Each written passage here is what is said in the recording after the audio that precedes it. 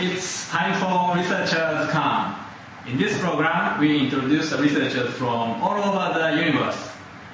Today I'm in Thailand, and today's researcher is Dr. Ura Panchoen, the Associate Professor of Department of Chemical Engineering at London University. Nice to meet you. Nice to meet you. So let's start today's interview.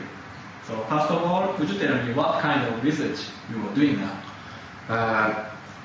The easy way to understand is let me put this way. Picture. Right. Okay. I'm separate the iron metal via the hollow fiber supported lipid membrane. And my system is consists of something like a tube. This picture shows you the tube of the hollow fiber. Hollow fiber. Yeah. Okay. But that tube is very small. It's very, very small. Okay. And on the skin, on the wall of the tube, you probably see that there are a lot of the small hole. And how small? I have to say that it must be in terms of nanometer. Yes. And in that hole, I fill up with some organic compound. This gray part. Okay. That's right. That the dark space you will see that is already filled up with some organic compound. And my iron metal dissolved in the as a solution. Okay. You will see that I let it flow inside the tube. Inside this way. Yes, that's correct. And outside the tube, the different direction. Different direction like this. Yes. Okay. I will flow some other chemical which have a different pH level. Okay. Normally, it's the base. Oh yes. Okay. And how it's working? This one here, when the iron metal hit to the wall, they will form the reaction. You can see another picture. Okay. Yeah. To show that. This yes. picture. Okay. When it hit to one side, okay, on the left hand side, my metal will form a compound. Compound. Yes. Inside of this. Inside in the organic phase. Oh yes. Yeah. That organic is filled up with the hole. Okay. Yes. So this shows the small hole. Right. Small hole. Okay. Yes. And the metal will form the compound. After it forms compound from one side, from one end. Okay. It will permeate. Yes. Like this. Through the other side. Okay. One is hit the different solution at different pH level. It will dissolve. The iron metal will come out. Okay. That's the rate of extraction. That's correct. Okay. Thank you. So I think that there are a lot of methods to extract some iron metal. Yes. And I'd like to know what is the unique point of your method. This method is work well for a very, very low concentration. Very, very low. How low? Oh, maybe down to PPT, which stands for part per trillion. Part trillion? Yeah, part per trillion. Oh, it's very, very low. That's right. Much lower than PP. Oh yes, the biggest one is ppm, part per million. The next one is ppb, part per billion. And this is the last one, part per trillion. Oh, okay. So it works in very low concentration. Yes, very low concentration. Thank you very much. So let's move to the next topic. What you can you provide to other researchers?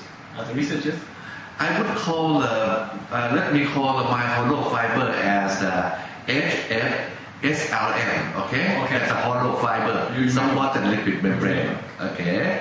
And I like to expose my idea or my knowledge to the other researcher who may interest or may working in the field close to mine. Oh yes. At the moment, I have some collaboration with a few universities, probably from Europe. Oh yes. I have a collaboration with Slovak University of Technology in Bratislava from Slovak Republic.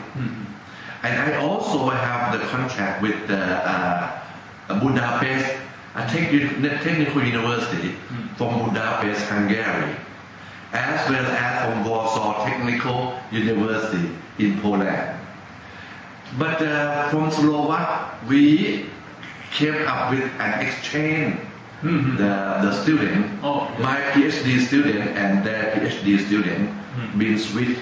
My PhD student go to Slovak, and their PhD student came to my lab and been trained on the HFSLM system. Okay. So I hear that there are very few researchers studying about your method. What I know that none of the people in Thailand beside me really study on this system. I would say that I'm the only one in Thailand who study on the system. Okay, so it's very special technique. So yes. You can know about this kind of technique. Yes. Okay, thank you very much. So let's move to the next topic. Could you tell me about your future research theme? My future research theme involved with so many fields of engineering. Oh yes. For example, I do something about radioactive substance, like uranium, which is of course involved with nuclear engineering. I also do something with the iron of the metal. Okay?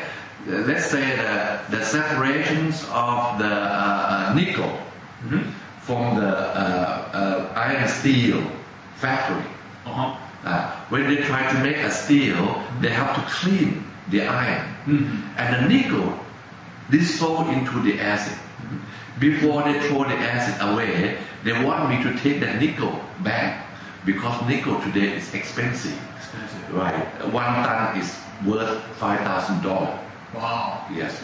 And that one is involved with metallurgy, engineering.